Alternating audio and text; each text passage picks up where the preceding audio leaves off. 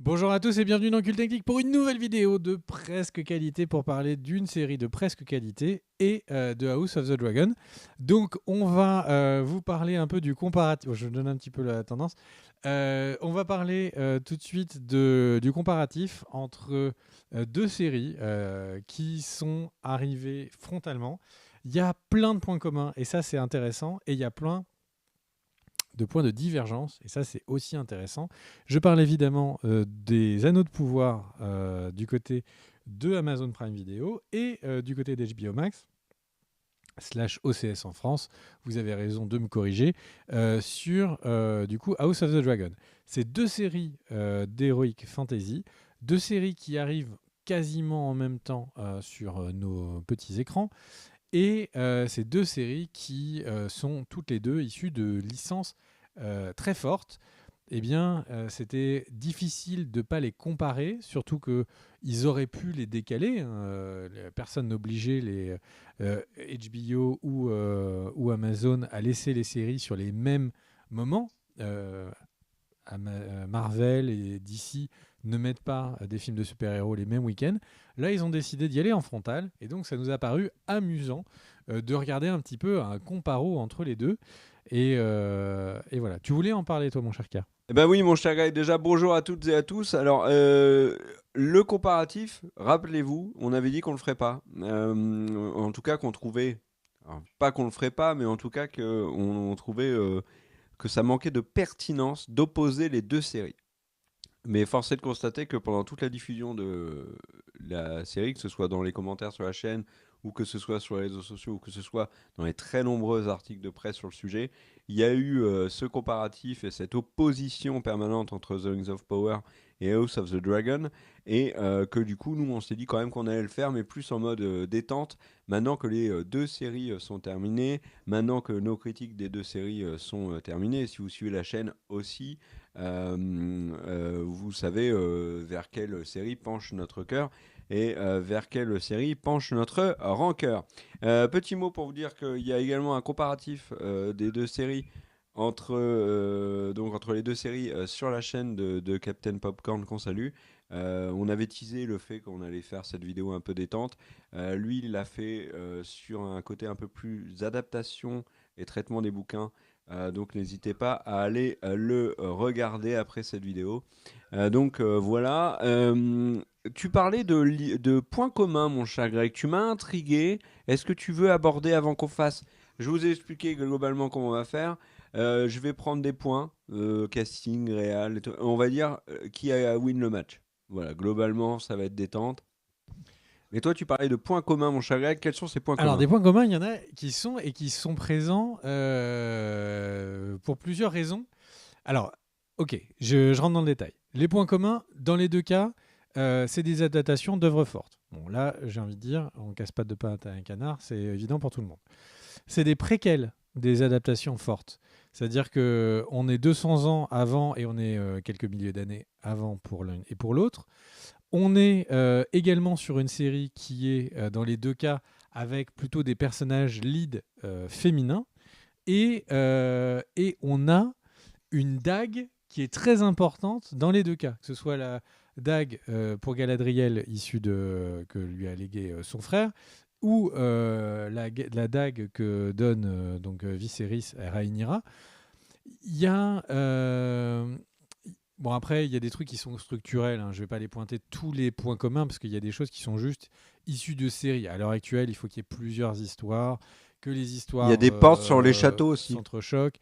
Donc évidemment, ça c'est des points évidents dans les constructions, mais qui sont des points. Je t'ai pas entendu. Je te vois te marrer J'ai dit, de il ouf. y a des portes, il y a des portes sur les châteaux dans les deux séries. Ouais, tu as raison. Bah, ça valait vraiment le coup parce que je le vois en off et je le voyais, mais il a explosé de rire. Il était en train d'essuyer son t-shirt tellement il avait bavé dessus. Et donc au final, le truc c'est que il y a des points communs qui sont parce que les mécaniques, etc. C'est deux séries, hein, j'entends. C'est dans les deux cas la série qui doit être la série phare et majeure de chacune des plateformes. C'est marrant comment quel skier de la mécanique industrielle qu'est-ce qui est du choix artistique qui a un hasard. Est-ce que le fait que ce soit des séries avec des leads féminins est industriel ou un choix artistique? Est-ce que le fait qu'il y ait une dague qui soit présente, est-ce qu'il y a un focus group? Est-ce qu'en fait, on ne le sait pas, on est tous des oufs des dagues et du coup, tous les trucs d'Heroic Fantasy essayent de nous filer une dague magique comme truc principal.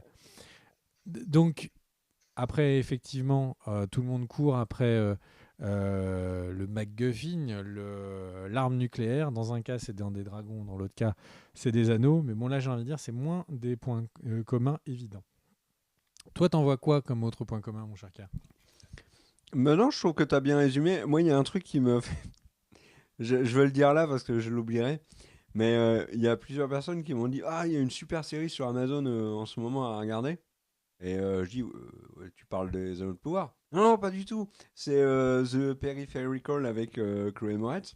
Et donc, du coup, en fait, qui est une série qui commence à être diffusée juste après Le Seigneur des Anneaux. Et là où, en fait, tu parles de Mastodonte d'Amazon, qui est en effet The Rings of Power, et ben, les seules fois où on me parle d'Amazon Prime pour une série, récemment, y compris la période The Rings of Power, c'est pour pas me parler de The Rings of Power. Ça m'a fait marrer. Est-ce que tu veux qu'on commence par directement les différentes catégories? Oui, bien sûr. Vas-y, vas-y. Et alors, avant, petit Mais jeu, je croyais qu'on avait devinez, là, commencé la marqué, vidéo déjà. alors, marqué sur un papier le nombre de pronostiquer un peu le nombre de catégories que va gagner The Rings of Il y a Power. combien de catégories au total? Je sais pas, on va peut-être en rajouter au fur et à mesure, tu vois. Ah, c'est vraiment en mode YOLO, hein. Tu sais, j'ai noté sur mon post de mon truc là, c'est vraiment, ah, voilà Ah, tu quoi. Même montres les le feuilles veulent pas côté, être les dans l'ordre. coulisses de nos productions. Ouais. Alors, commençons par le scénario. Scénario, qui l'emporte? Quel est ton avis? House of the Dragon ou The Rings of Power? Je pense définitivement les anneaux de pouvoir et le maillon faible. Voilà. Ouais, c'est le gros point faible, le scénar. Le scénario, si on devait faire, tu sais, comme feu Naruto, le pentagramme, avec du coup les forces et faiblesses de chaque élément, la réalisation, le jeu d'acteur, etc. Je pense que la zone de faiblesse la plus importante des anneaux de pouvoir, c'est le scénario, et une des deux forces les plus importantes de House of the Dragon, c'est le scénario. Donc là, pour le coup, c'est un chaos premier coup, quoi. C'est vraiment, ils se sont dit bonjour, les deux combattants se sont salués, et à peine il s'est levé les yeux, le combattant les anneaux de pouvoir, il s'est réveillé le lendemain matin, il sait pas pourquoi. Je suis d'accord avec toi. Je suis d'accord avec toi. Le scénario de The Rings of Power est sans aucun doute un des aspects les plus décevants de la série. On l'a noté à plein de reprises, mais par exemple le plan de Sauron, les incohérences, Galadriel qui se dit qu'elle est à 2500 km de la côte, donc c'est pas, c'est deux trois coups de 3 heures de nage, ça se fait peinard. Enfin, il y a plein de choses, voilà, comme ça dans le scénario. Les facilités scénaristiques qui sont énormes dans The Rings of Power. Il n'y a pas la finesse de l'écriture que peut avoir House of the Dragon. Donc le scénar pour moi c'est évidemment House of the Dragon. J'enchaîne avec un élément qui va peut-être être, qui est forcément lié au scénario parce que si on n'écrit pas bien des personnages, c'est difficile pour les acteurs de bien les interpréter. Mais le casting. Casting, il y a des choses à dire. Casting entre House of the Dragon et The Rings of Power, qui l'emporte selon toi? Euh, je pense définitivement que les anneaux de pouvoir sont le maillon faible. Attends, je note le point. Non, non, après Je le note à truc c'est gauche. que en fait c'est un peu salaud ta question, et je pense que Peu m'importe. elle est elle est vraiment vicieuse cette question, parce que en fait le truc c'est que si tu peux ma chère Danielle nous mettre le personnage qui joue Elendil dans les photos, c'est le capitaine du bateau qui a des cheveux longs.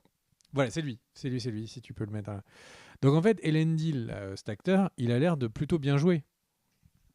Mais quand il pleure parce qu'il croit que son fils est disparu, j'avais l'impression de voir le même de Dawson. Marion Cotillard. C'est terrible comment quand il pleure. C'est terrible quand il pleure, comment c'est mal filmé, quoi. Et en fait, le truc, c'est que tu regardes, il y a vraiment peu d'acteurs qui n'ont pas eu une scène où on pourrait faire un mème, quoi.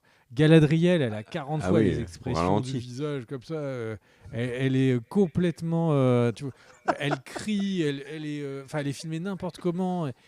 Je suis persuadé que c'est une actrice qui est très compétente, mais par contre, elle est filmée n'importe comment.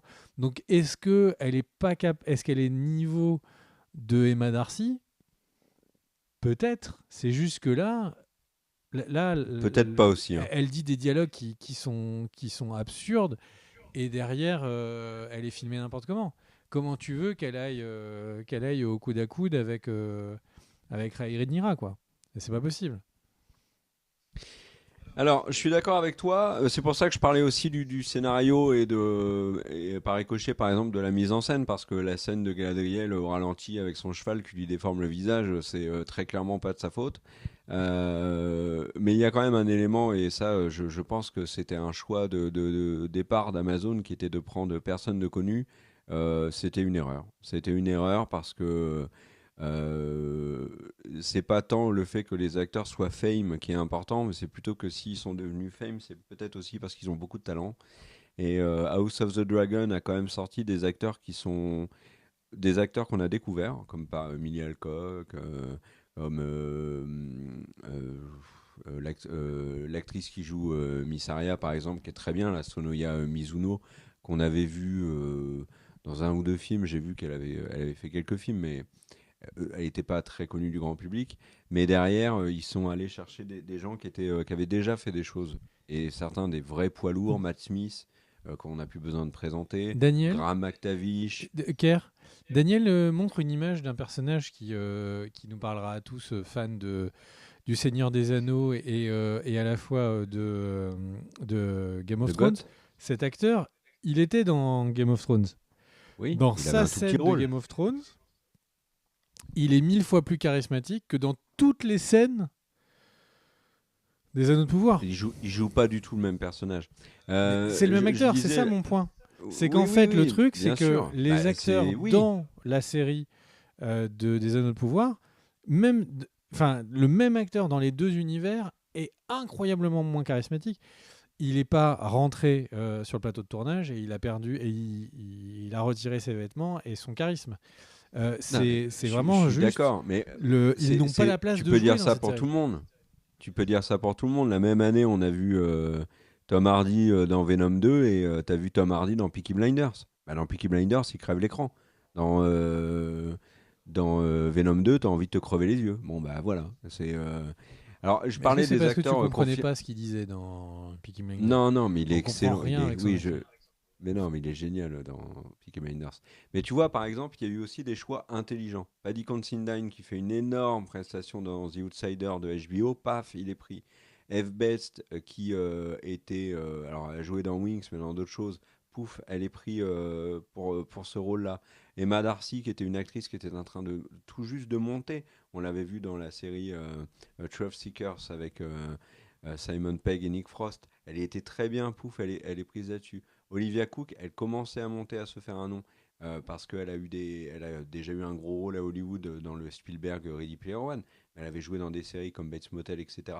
Pouf, ils la prennent. Enfin, vraiment, c'est des actrices et des acteurs qui commençaient à se faire un nom ou qui s'étaient déjà fait un nom, qui sont venus s'intégrer à un casting avec leur savoir, leur talent et qui ont pu encadrer aussi, peut-être aider des jeunes acteurs et des jeunes actrices qui ont perf. Moi, je trouve que l'acteur qui joue Aemon est très bon. Le problème du Seigneur des Anneaux, c'est que là, concrètement, ils ont fait un pari de prendre que des acteurs qui sont pas connus, la seule moi que je connaissais, c'est Myriel qui jouait dans Spartacus, tu vois. C'est pas. Alors il y a aussi celui qui joue Gil-galad qu'on a vu dans plein de séries et de trucs comme ça, mais c'est pas des acteurs qui sont connus. Et il y a un autre élément aussi qui moi joue beaucoup, je pense, c'est l'investissement. L'investissement des acteurs du Seigneur des Anneaux par rapport à l'investissement des acteurs de House of the Dragon n'est pas le même et on le voit en promo. Par exemple, l'acteur qui joue Arrondir, moi j'ai lu une ou deux déclarations de lui. Ça parle pas du tout du Seigneur des Anneaux, il s'en fout complètement. Ça parle pas de la série, il parle d'autre chose. J'ai lu une interview d'Olivia Cook, elle ne parle que de la psychologie de son personnage, de ses choix, etc. etc. Donc je pense que c'était un pari risqué de la part d'Amazon, de se dire, nous, on met pas de thunes dans un casting de personnes qui sont reconnues. Le seul, on va dire, qui a été une tête connue pour le grand public, allez, il y en a deux. Il y a Nazarine Boniadi qu'on a vu dans Homeland, et puis il y avait l'acteur qui jouait Ned John. Mais sinon, on en parlait dans la vidéo sur The Rings of Power, mais tu parlais de Rosamund Pike. En fait, il y a quand même une règle, généralement, qui est appliquée dans ce genre de série, c'est que quand tu as un casting de total inconnus, tu prends au moins une tête qui est très connue, qui porte la série, rien que dans la promo. Rosamund Pike pour La Roue du Temps, Orlando Bloom pour Carnival Row, tu vas mettre l'actrice de 13 Reasons Why sur Curse, tu vois, et là, en fait, le Seigneur des Anneaux n'a pas fait ça, c'est une erreur. C'est une énorme erreur parce qu'en plus, et dans le lot, il y a peut-être des bons acteurs, mais il y en a plein qui sont complètement fades et qui n'ont pas du tout tiré leur épingle du jeu. Par contre, tu vois, Hal Brand, bah, je le trouve très bien casté. L'acteur qui joue The Stranger, je le trouve plutôt fade. Nori, très bien. Galadriel, très bien. Arrondir, ça va mieux par la suite, mais c'est... Enfin, ouais, niveau casting, c'est victoire donc pour House of the Dragon, on est à 2-0. Allez, troisième catégorie, il y a 2-0, hein, mon cher Greg, pour l'instant pour House of the Dragon. On est sur un score qui est globalement Peut-être la attrapable, le remontada. match n'est pas perdu. On est au début du match quand même, 2-0 ça fait mal. Passons à la réalisation et à la mise en scène, mon cher Greg. Bah, de très loin. En fait, la réalisation et la mise en scène. Donc, c'est pour qu'il n'y ait aucun doute pour tout le monde, c'est les mouvements de caméra, la volonté de prendre des risques avec une manière de montrer une scène. Et à quel moment il y a eu des prises de risques? À quel moment on a eu des éléments qui étaient testés? Il y en a. C'est pas qu'il n'y en a pas eu. Le Tu parles moment sur dont Ring of Galadriel Power. parlait, qui est Oui, de voilà. filmer au ralenti, etc. Il y a eu des tentatives de prise de risque. C'est juste que je trouve qu'elles sont rares et elles sont souvent catastrophiques. Galadriel, c'est absurdement moche. Il y a plein de scènes où la réalisation, vraiment la pure mise en scène, est un échec. Là où du côté de House of the Dragon, on a du plan séquence, on a des scènes qui sont des scènes quasi de huis clos pendant il y a un épisode qui est vraiment presque huis clos pendant l'enterrement d'un personnage principal. Et du coup, on a toute une famille qui est réunie. Ça, c'est des choix de mise en scène, des choix de gestion vraiment d'un espace qui sont très réussis. Du côté du Seigneur des Anneaux, j'ai vu des gens qui ont fait... Là, pour le coup, on est obligé un peu de parler des gens parce que, en gros, le réalisateur, un des réalisateurs principaux du Seigneur des Anneaux, c'est un gars qui est clairement, il réalise le Seigneur des Anneaux comme il pourrait le lendemain réaliser une pub et un clip. C'est quelqu'un qui ne fait juste que des plans qu'on appelle des plans pompeux ou des plans qui se prennent au sérieux. Un plan, vas-y, ralenti, un plan où quand Galadriel, elle dit « Je suis la tempête », il la filme de tout en bas, etc. D'un seul coup, ça devient un film de genre, alors que tout le reste de la scène, ça l'est pas. C'est vraiment des techniciens qui sont pas artistes, qui sont juste techniciens et qui ont filmé pas mal d'épisodes comme si c'était des clips. C'est exactement ça qu'on a. Là où à l'inverse, on sent que c'est des personnes qui sont faits pour de la fiction, veulent raconter une histoire et sont pas dans de l'effet. Et je pense que le fait de vouloir faire des effets ou de vouloir raconter une histoire, ce serait ma manière peut-être de résumer le mieux les épisodes. Si tu remets, Daniel, l'image, les scènes de combat, par exemple, de House of the Dragon, ont 1000 fois moins d'argent, mais quand Daemon s'en prend au gaveur de crabe, c'est une scène de combat qui envoie 1000 fois plus dans la gueule, alors qu'elle a 1000 fois moins de budget que les scènes d'action avec Galadriel ou avec la charge montée de Numénor. Ouais, je suis d'accord. Je suis d'accord avec toi, il n'y a pas de prise de risque au niveau de la réalisation dans The Rings of Power. Quand il recherche un peu le style, et je pense par exemple au ralenti, etc., c'est loupé. Par contre, tu as parlé du plan séquence qui précède, enfin qui succède à l'accouchement de Rhaenyra quand elle va voir Alicent. Cette scène est incroyable. Il y a des moments où, en effet, il y a un jeu de caméra qui est très réussi. Euh, Quand il y a le discours de Viserys, il y a des moments où la caméra est de bas et on voit toute sa grandeur. C'est très fort. Il y a quand même ce plan où la couronne de Viserys tombe et Daemon lui ramasse. Alors pour la petite histoire, l'idée a été, c'est une conséquence du tournage. C'est-à-dire qu'en fait, dans la scène, c'était pas prévu que la couronne tombe et que Daemon lui redonne. Mais en fait, ils ont trouvé l'idée tellement bonne qu'ils ont refait plusieurs plans pour avoir le bon. Il y a des vraies prises de risque et il y a un vrai soin dans la mise en scène de House of the Dragon, qui est aussi une conséquence des choix d'Amazon. C'est-à-dire que Amazon, en dehors de J.A. Bayona, ils ont pris que des gens qui débutaient, ou presque. Et c'est un problème, alors que sur House of the Dragon, il y a des gens qui sont un peu plus encadrés, un peu plus euh, euh, expérimentés, ou des gens inexpérimentés qui sont visiblement mieux encadrés.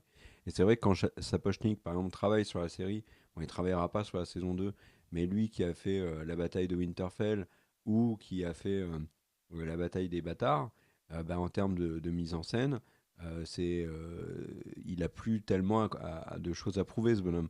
Donc, euh, donc voilà, je pense que pour moi, il y a pas de match, c'est House of the Dragon. Est-ce qu'on parle maintenant de la direction artistique, mon cher Greg? Vas-y, vas-y. Ben, pour moi, pour tout ce qui est direction artistique, je parlerai des effets spéciaux un peu après à l'écart. Euh, non, mais là, tu me pièges. Fais la direction artistique en premier. Comme ça, je vois de quoi tu parles et ce que tu mets dedans. Moi, tu veux mettre quoi dedans? Décor, costume? Bah, en fait, la direction artistique, normalement, on a l'ensemble, hein. On a les costumes et les effets spéciaux maintenant. Enfin, Et la photo? peuvent être dedans. La photo vient dedans, exactement. Donc Bon, c'est quel est je le veux look, juste sortir quel les est le effets look qui est spéciaux, moi. donné. En fait, si tu prends 2 secondes, une image, n'importe laquelle, hein, celle que tu veux, Daniel. En fait, si on regarde 2 secondes cette image, la direction artistique, ça va être quoi? Ça va être que, en gros, le choix des costumes qui est présent, le choix du maquillage, le fait de, ils ont du vert dans les costumes, les peaux sont magenta, c'est parce que c'est des complémentaires de couleurs. Les cheveux sont jaunes, il y a du ocre derrière eux parce que c'est pareil, ça permet d'avoir une triade de couleurs. Et derrière, une fois qu'on a dit ça, donc une fois qu'on a une analyse de l'image sur la base de ces couleurs, qu'est-ce qui lui donne de la dimension? Il lui donne là, il y a de la dimension de 2 manières. La première, euh, c'est que Aemon derrière, il est flou, donc ça permet d'avoir un sujet devant, un sujet derrière. Donc ça, c'est la première chose qui donne de la dimension. Et la deuxième, c'est que si on regarde les cheveux à gauche de son grand frère, eh bien, ils ont de la couleur, ils ont de la lumière. Donc c'est que la lumière du contre, donc en fait, ils ont fait comme si c'était la lampe. Voilà, hop, je me perds. Donc la lampe qui est là, enfin quand je dis la lampe, c'est le feu qui est derrière lui qui l'avait éclairé. C'est un projecteur qui l'a éclairé là. Je pense même à mon avis à HMI. Et le truc, c'est que au final, ça, c'est à la fois de la lumière, à la fois un travail sur la distance et donc en liaison avec la réalisation, mais aussi un travail sur vraiment le look global. Parce que là, ces personnages-là, les couleurs, le vert qu'ils ont n'est pas pétant. Les rares éléments qu'ils ont pétant, c'est juste le collier qu'on voit au premier plan, qui était lui avec un vert qui claquait. Et donc au final, si tu regardes, et je pense que c'est ce que Daniel va chercher, si tu prends des images de n'importe quelle image voilà, c'est une image qui est dans les mêmes teintes. On voit qu'on est sur du ocre et sur du vert. Par contre, qu'est-ce qu'on voit? Le vert est carrément pétant. Là, personne ne se balade dans la rue avec un vert comme ça, sans se dire qu'il est en train de faire une sacrée... je dis personne. Parce que moi, je suis toujours habillé dans les couleurs sombres. Il y a des personnes qui sont habillées dans des couleurs très claires. On est aussi sur quelque chose qui fait quasiment... c'est pas quasiment, il fait très souvent jour dans Le Seigneur des Anneaux. Le fait de travailler sur le fait que la nuit descende, qu'on est sur un entre-deux, etc., ça arrive beaucoup moins dans Le Seigneur des Anneaux, les Anneaux de pouvoir que dans House of the Dragon. House of the Dragon, il y a un épisode entier, celui d'un décès, où on a une très grande scène qui dure l'intégralité de la scène, c'est un coucher de soleil. Là où dans les Anneaux de pouvoir, c'est la nuit, le jour, la nuit, le jour. Donc en fait, il y a un travail qui est fait. En gros, ce que je te dirais, c'est qu'il est très difficile, je pense, de départager les deux séries. C'est une question de goût. Est-ce que vous aimez les couleurs pétantes? Le fait, tu vois, par exemple, les House of the Dragons, ils vont filmer dans des décors, donc il y en a certaines qui sont par exemple dans le nord de l'Angleterre. Et le truc, c'est que quand ils vont filmer, c'est du décor réel. Ils vont filmer ce que la planète Terre est, avec des grandes montagnes, les océans, etc. Les Anneaux de pouvoir, il y a un choix qui est différent même des films de Peter Jackson, de Seigneur des Anneaux, où en gros, on allait filmer la Nouvelle-Zélande, et c'est la Nouvelle-Zélande et son look qui donnait la Terre du milieu. Et après, de temps en temps, ils allaient tricher en rajoutant la montagne du destin au fond, ou les nuages sur le Mordor, etc. etc. Enfin bon, il n'y a pas le marécage des morts en Nouvelle-Zélande. Ça, c'est un mythe. Mais le truc, c'est que globalement, c'est la Nouvelle-Zélande, les terres du milieu, dans la trilogie de Peter Jackson. Là, il n'y a aucun endroit sur Terre qui ressemble à ce que fait les Anneaux de pouvoir. Dès qu'il y a une montagne qui est filmée, la montagne, son sommet est multiplié 4 fois, et elle est prolongée vers en haut. Ça, c'est ce qu'on appelle du matte painting. Et donc, ils font exprès que les décors soient toujours plus grandioses. Là, c'est peut-être la moins bonne image pour montrer ça.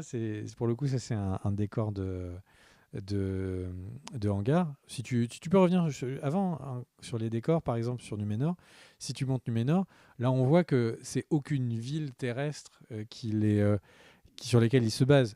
C'est la ville, elle est sur des distances qui sont incroyables. Enfin, tout est rêvé. Est-ce qu'il y en a une qui est moins bien que l'autre à ce niveau-là? Moi, je peux donner mon goût, mais je peux pas professionnellement dire qu'il y en a une qui est mieux que l'autre. C'est des choix artistiques, vraiment, là, on en est là, qui sont très différents. Les costumes dans Le Seigneur des Anneaux, beaucoup sont très réussis, ils sont très flashy, ils sont très réussis. Et du côté de House of the Dragon, ils sont beaucoup plus ternes, mais ils sont pas moins beaux. Donc, j'ai envie de dire, qu'est-ce qui fait le plus plaisir à notre œil? Là, ce qu'on voit, c'est que sur Le Seigneur des Anneaux, ils essayent plus classiquement d'aller tout le temps flatter l'œil en donnant le bon niveau de luminosité. C'est plus éclatant, d'aller donner des contrastes qui sont plus des contrastes d'école. Et là où sur les Anneaux de pouvoir, ils prennent le risque d'être ternes, ils prennent le risque de moins plaire à notre œil, mais parce que ils veulent que la scène soit pesante. Donc j'ai envie de dire, c'est une question de goût. J'avoue qu'à ce niveau-là, j'aime bien les deux styles, et donc je ne vais pas trancher, je vais donner ma langue au chat ou un demi-point aux deux, comme tu préfères. Donc c'est toi qui tranches si tu veux trancher. Eh ben non, après tant d'exemples, comment te contredire? Je suis Là, d'accord. justement, ce Je que je suis dis, c'est d'accord que avec toi sur. personne ne contredit personne. C'est qu'une question de goût, là. Quelles sont les Voilà, c'est ce couleurs que qui te j'allais dire. plaisent le C'est une plus question de goût. C'est une question de goût, et c'est pour ça que je vais te rejoindre dans le match nul. Euh, Avec quand même, moi je dois reconnaître que si je dois parler de préférence visuelle, et notamment de la photo, tout ce qui est. Euh, je trouve que House of the Dragon m'a quand même beaucoup plus séduit que Le Seigneur des Anneaux, notamment parce que je trouve que dans les décors. Enfin, tu as cité plein de choses, et notamment les décors qu'on retrouve pas en Nouvelle-Zélande. Je trouve qu'il y a un soin qui est tellement porté sur la perfection visuelle dans The Rings of Power que ça marche pas. Ça fait factice. Je pense à Khazad Dûm notamment, c'est tellement beau, tellement improbable qu'on n'y croit pas, alors que Père Dragon, on y croit, que enfin, tu vois le château à Port-Réal aussi. Enfin, il y a des moments où, mais c'est encore une fois un choix euh, aussi de scénario. Mais par exemple, quand il décide dans House of the Dragon, quand il y a le décès de Viserys, de vider le château et de filmer le château vide, alors c'est très sombre, mais qu'est-ce que ça impressionne!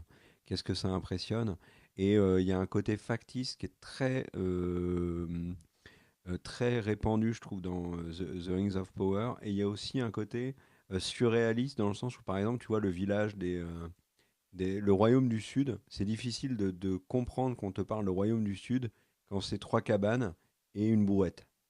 Et ça c'est un truc qui m'embête, qui est aussi en défaveur de The Rings of Power. Ceci étant dit, comme tu l'as dit, c'est sur cet aspect-là, plus une question de goût. Moi, je vais mettre avantage à House of the Dragon, mais bon, tes arguments tiennent trop la route pour que je ne mette pas le match nul. Donc match nul sur ce point-là.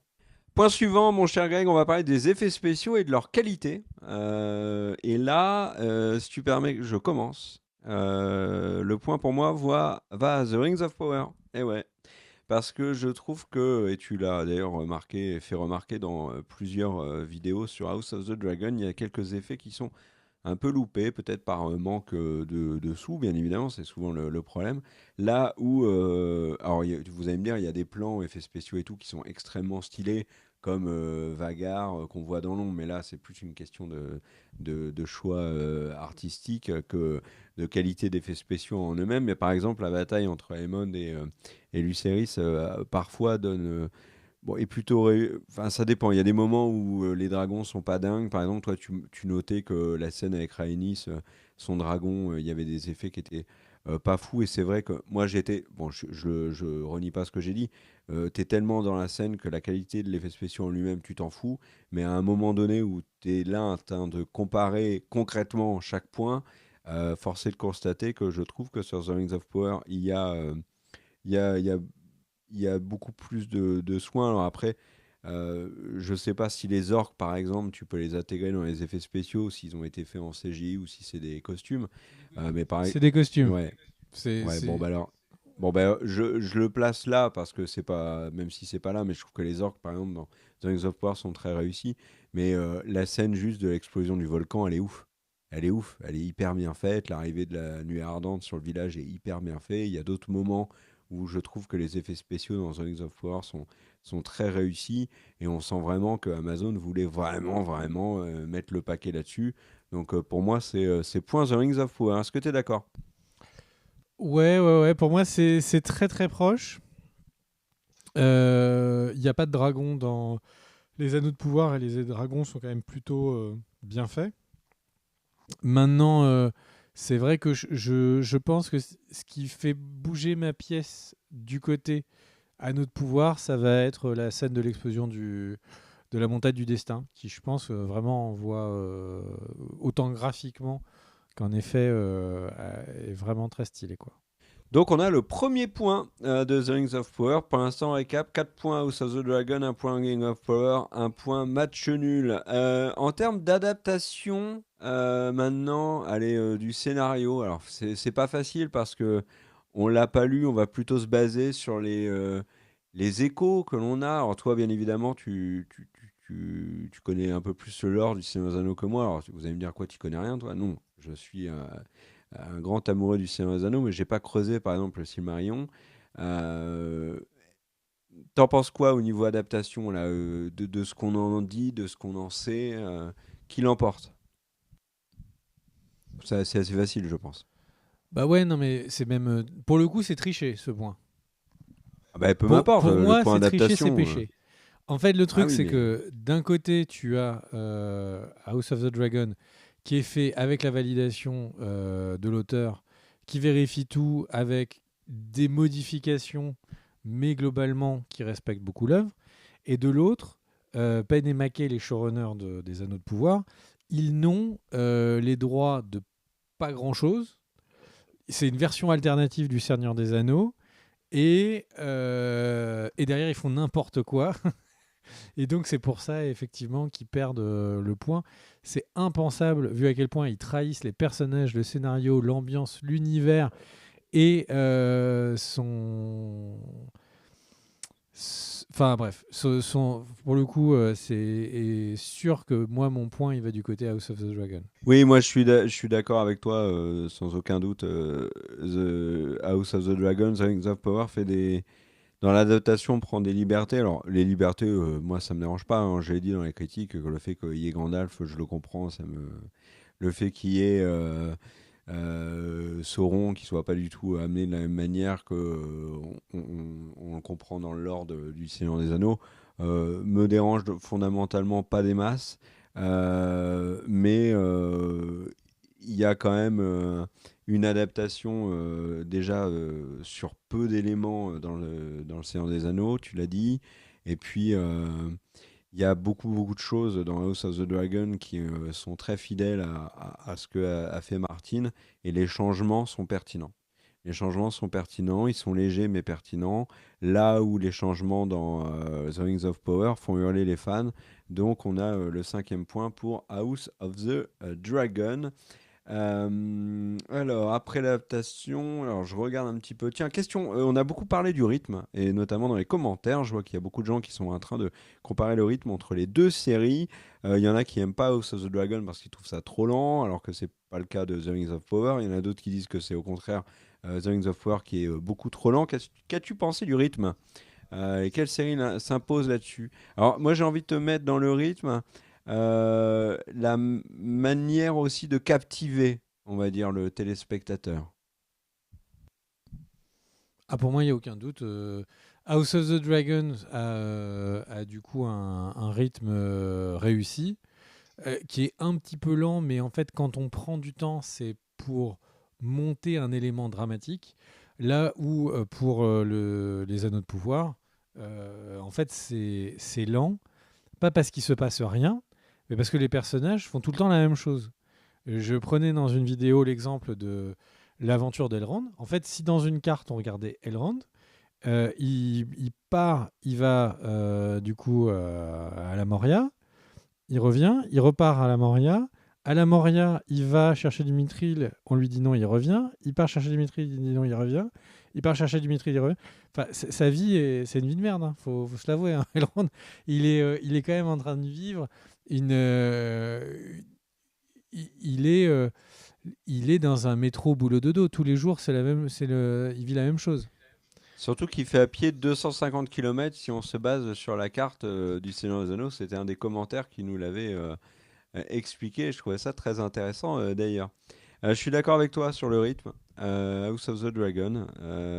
Mais par exemple, l'épisode qui a été le plus fracassé du Seigneur des Anneaux, et notamment pour son rythme, je trouve que c'est sa force, c'est l'épisode 7, qui est un épisode où il prend son temps. Il le fait bien, je trouve, pour développer les personnages, alors, qu'on aime ou qu'on n'aime pas les personnages. Moi, c'est l'épisode qui m'a plu qui m'a plu le plus dans la saison, justement pour son rythme lent. Alors que dans House of the Dragon et la capacité à captiver, elle a été là du début à la fin, de la première scène à la dernière. Avec un sentiment de frustration très fort quand ça se termine en se disant c'est terminé. Sentiment que j'ai pas du tout eu à The Rings of Power, même si très honnêtement j'ai envie de voir la suite, il n'y a pas de problème. Mais le fait que la suite arrive dans 2 ans, bah, j'attendrai 2 ans. Le fait que l'épisode de House of the Dragon se termine et que je me dise ah, il faut attendre 2 ans, bah franchement c'est hardcore, quoi. Il y a un truc, comme c'est à l'image, et je voulais en parler, on n'en avait pas parlé la dernière fois dans la critique de l'épisode final de House of the Dragon, mais la table est incroyable, vraiment incroyable. C'est un des éléments de décor les plus ouf que j'ai pu voir en série.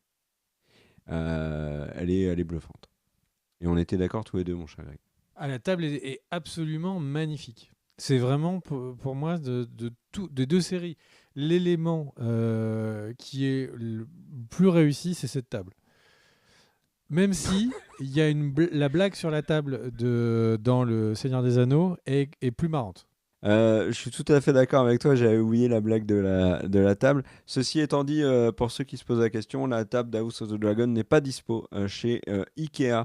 Il reste quoi? J'ai envie de faire la musique maintenant, mon cher Greg. La musique, vrai débat. D'un côté, on a bien McCreary sur la BO, le générique fait par Watchor, qui avait fait bien évidemment la BO du Seigneur des Anneaux et du Hobbit.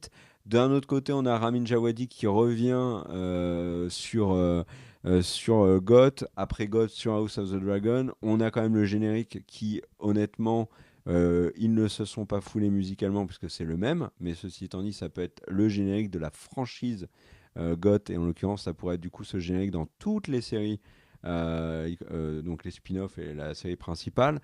Donc ça peut être juste un choix. Quelle est ta BO celle qui t'a le plus marqué dans la série, celle que t'aimes le plus écouter, enfin la BO quoi, la musique de l'un et de l'autre. Quel avantage? Bah, je sais pas. Je pense que je retiens plus la musique des House of the Dragon, même si en fait, la musique sur Le Seigneur des Anneaux était trop timorée. Il y avait trop peu de moments où elle était présente, à part le générique, qui a une plutôt belle musique, mais qui combat contre la musique emblématique de Game of Thrones. Donc, franchement, en termes de musique, j'aurais tendance à dire House of the Dragon, mais je sais pas si c'est pas parce que c'est la manière dont la musique a été utilisée, plus que les musiques en elles-mêmes. Toi, t'en as pensé quoi, monsieur le spécialiste?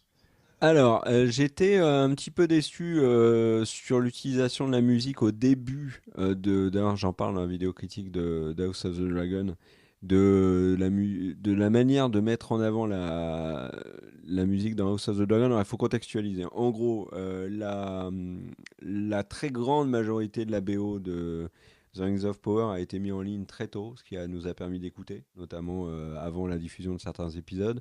Donc que les morceaux rentrent en tête. Par exemple, le thème de Galadriel, je le connaissais bien, de Khazad-dûm aussi, de Sauron, etc., de l'étranger notamment. Les deux thèmes que je préfère, c'est l'étranger et surtout celui de Galadriel. Et en fait, ils ont ensuite sorti une deuxième partie sur Spotify de la BO de The Rings of Power, notamment avec la chanson chantée là, à la fin. Euh, J'aime bien la BO de The Rings of Power. La BO d'House of the Dragon, ils l'ont diffusée différemment. Ils ont diffusé quelques morceaux de manière un peu sporadique, comme ça, de Ramin Djawadi. Dans la série en elle-même, j'ai trouvé que la musique fonctionnait très bien. Je l'ai un peu plus remarqué dans The Rings of Power, mais parce que j'étais moins pris par la scène. Donc finalement, je sortais un peu de la scène pour écouter la musique. Là où dans House of the Dragon, c'est l'inverse. Euh, J'étais tellement dans la scène que j'ai pas trop fait attention dans la première diffusion à certains morceaux, alors qu'en fait, quand tu regardes une deuxième fois l'épisode, tu l'entends ce morceau et tu dis putain, il est dingue en fait. Et il y a un moment musical qui m'a mis les frissons, c'est quand les gamins décollent avec leurs dragons et qu'on a le thème des dragons qu'on avait eu avec Daenerys. Donc là, ça a été le petit moment frisson. Et maintenant que la BO d'House of the Dragon est sortie, le côté, ce que tu dis, peut-être que les morceaux marquent moins, en fait, à l'écoute, je trouve que la BO d'House of the Dragon est folle. Elle est vraiment folle, il y a des morceaux qui sont très très très réussis, il y a des morceaux qui se détachent totalement de ce qu'on a vu sur GOT. Donc Ramin Djawadi a encore fait une BO en béton armé. Je vous invite à écouter The Crown of Jaehaerys. Jaehaerys, ou je sais plus, enfin vous le trouverez. Et toute la suite de la BO jusqu'à la fin, c'est globalement les derniers épisodes de la saison. Il y a des thèmes, il y a des morceaux qui sont vraiment, vraiment des coups de poing. Donc pour moi, il n'y a pas photo, c'est victoire d'House of the Dragon. Mais comparé à d'autres catégories, The Rings of Power, c'est vraiment, vraiment, vraiment bien défendu. Et la BO de Bien McCreary est une BO très réussie et que j'écoute aussi. Donc là, on arrive à l'avant-dernière catégorie, mon cher Greg. Là, ça va être plus vraiment les œuvres en elles-mêmes, mais plus sur ce qu'elles ont suscité, tout ce qui est question de communication autour de l'œuvre, donc avant, après diffusion d'épisodes, les réactions sur les réseaux sociaux, les différents shitstorms, tout ce qu'on a pu dire, voir un petit peu l'ambiance qui est autour de la série. Et à ce petit jeu-là, pour moi, c'est large victoire d'House of the Dragon, parce que c'est un des très très gros points noirs de The Rings of Power. On en reparlera dans une autre vidéo sur la communication, notamment d'Amazon et des showrunners sur The Rings of Power, mais pour moi elle a été dramatique. Sur The Rings of Power, il y a eu une ambiance, je trouve, incroyablement malsaine pendant toute la diffusion de la série, sur des questions parfois nauséabondes, mais aussi sur des questions, par exemple, de tolérance vis-à-vis des avis des autres. Ça, c'est quelque chose qu'on a déjà un peu parlé, mais j'ai été sidéré de voir cette espèce de violence verbale qu'on a pu voir dans certains commentaires sur les réseaux sociaux, sur les commentaires des vidéos, sur certains youtubeurs qui parlent de séries, de plein de choses. Par exemple, moi je reprends juste mon cas personnel, qui est le cas que je connais le mieux. Euh, Quand j'ai osé dire que je trouvais que la série était moins loupée que dans les épisodes précédents, il y a déjà eu le raccourci de dire qu'en fait j'avais pris 25 orgasmes et que c'était probablement le meilleur épisode que j'avais vu de ma vie. Alors qu'en fait, dans la vidéo, je disais littéralement que ça restait un pot de rillettes, mais des rillettes de meilleure qualité. Et surtout, il y a eu une incapacité à comprendre et à tolérer les avis. Sur House of the Dragon, j'ai été étonné aussi de voir qu'il y avait une certaine intolérance. Et là, pour le coup, je défends l'ami Greg quand il a exposé certains éléments qui ne lui plaisaient pas dans le final. Il y a quand même eu des commentaires que j'ai trouvé très intolérants à son égard. Alors qu'encore une fois, euh, il expliquait clairement que l'épisode était très bon, il y avait juste des points qui n'allaient pas. Tout ne peut pas être absolument parfait dans un épisode. Donc il y a globalement, mais je pense que ça fait partie d'un ensemble où on est sur deux séries qui font tellement parler et passionnent tellement que les réactions sont un peu trop épidermiques. Et puis sur le côté réseaux sociaux, globalement, euh, je, alors je trouve qu'Amazon a un peu manipulé, par exemple, tout ce qui est tendance Twitter, parce que The Rings of Power était en tendance sponsorisée, ce qui fait que on ne savait pas vraiment quelles étaient la vraie tendance sur le réseau.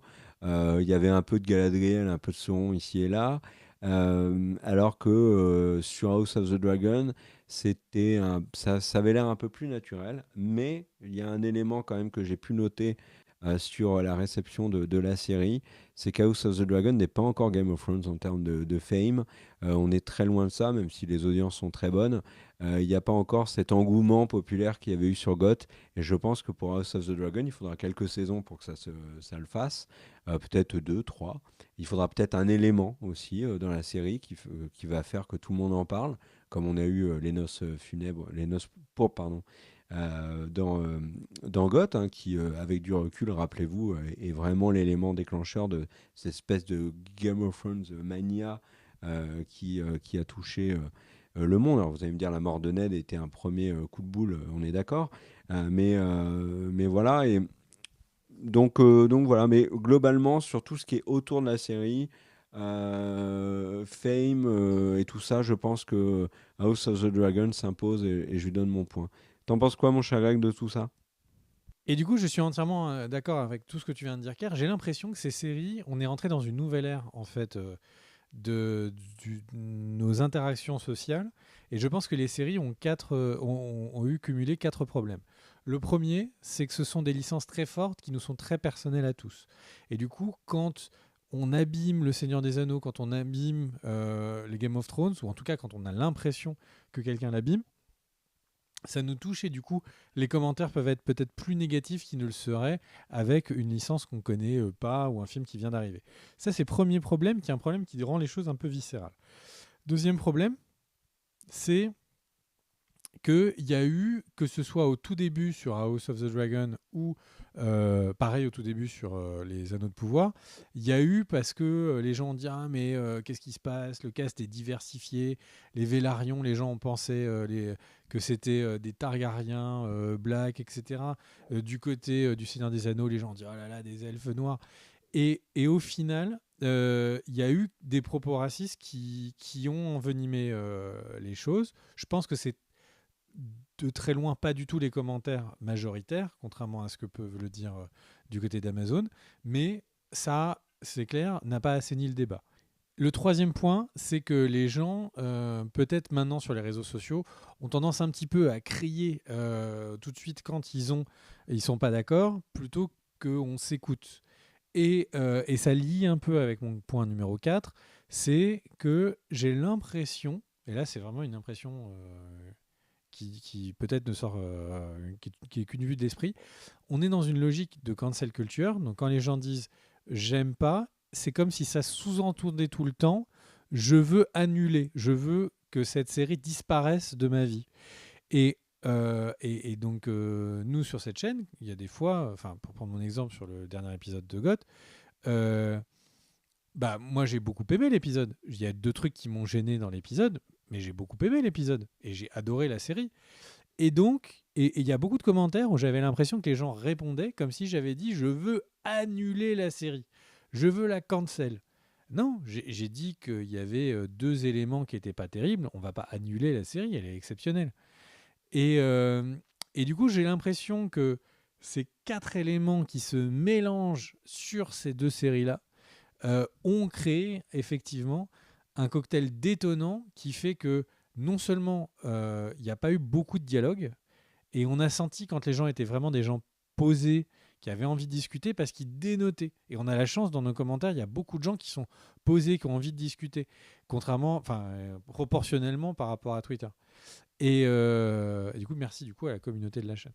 Et le truc, c'est que c'est vraiment, je pense, ces 4 éléments-là. Bon, il y en a un quatrième sort un peu de mon chapeau, mais que j'ai l'impression de ressentir, et qui font que ces séries ont eu des réceptions qui sont catastrophiques au démarrage. House of the Dragon a, sur la durée, réussi à gagner son public. Et puis après, il y a eu une telle communication catastrophique de la part d'Amazon que plein de gens ont dit regardez, ils font n'importe quoi du côté d'Amazon, alors qu'House of the Dragon, c'est bien. Et du coup, ça a fait ressortir encore plus positivement House of the Dragon. Donc le point pour moi serait House of the Dragon. Mon cher Greg, on arrive à la fin de cette vidéo et je fais le bilan calmement. J'arrive à House of the Dragon 8 points, The Rings of Power 1 point. C'est pas folichon pour une série à 1 milliard, donc je vais rajouter une dernière catégorie, mais c'est vraiment une catégorie détente. D'ailleurs, toi, tu voulais rajouter un truc sur le milliard. Tu me l'as dit en off et je trouvais pertinent que tu en parles. Le milliard qui est un chiffre qui est quand même, rappelons-le, largement discuté. Hein. Oui, parce qu'il y a eu un article dans Hollywood Reporter qui est sorti il y a quelques jours où donc les showrunners donnent une interview à Hollywood Reporter. Hollywood Reporter cite plusieurs sources et pas que eux en insiders de Amazon. Et ils expliquent qu'à l'heure actuelle a été dépensé 700 millions de dollars, ce qui comprend pas uniquement le tournage de la saison 1, mais qui comprend donc les droits, et évoquer des sommes qui sont inférieures à 250 millions, sans citer précisément quoi, mais donc on peut imaginer que c'est entre 200 et 250. Le tournage de la saison 1 et également la création de tous les costumes, les contrats d'acteurs sur plusieurs saisons, des éléments de décor qui sont nécessaires sur différentes saisons, les technologies, parfois il faut créer des technologies de trucage spécifiques, mais ça fait 700 millions de dollars sur la table. Je pense que HBO et son budget par épisode, qui est très largement inférieur, doit se marrer. Et du coup, eh bien, qu'est-ce que tu voulais nous dire, Kerr? Quelle est ta... Eh ben, je trouvais un seul point pour The Ring of Power était pas très cool. Et du coup, je vais faire un cadeau à The Rings of Power. Tu es prêt pour la dernière catégorie, mon cher Greg? Bien sûr. Quelle est la meilleure série entre House of the Dragon et The Rings of Power avec des elfes et des nains? Et pourquoi? Très bien. Et merci à tous pour cette vidéo. Des bisous, ciao. Et n'hésitez pas à nous dire si dans ces différentes catégories, vous auriez mis des notes bien supérieures à House of Oui, au oui, Seigneur des bien Anneaux. sûr. Mais pourquoi? Il ne faut pas nous dire juste c'est 10 sur 10 et tout. Dites-nous pourquoi. Des bisous à tous. Et On se retrouve attendez, bientôt.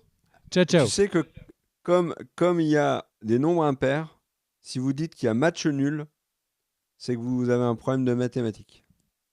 Ciao!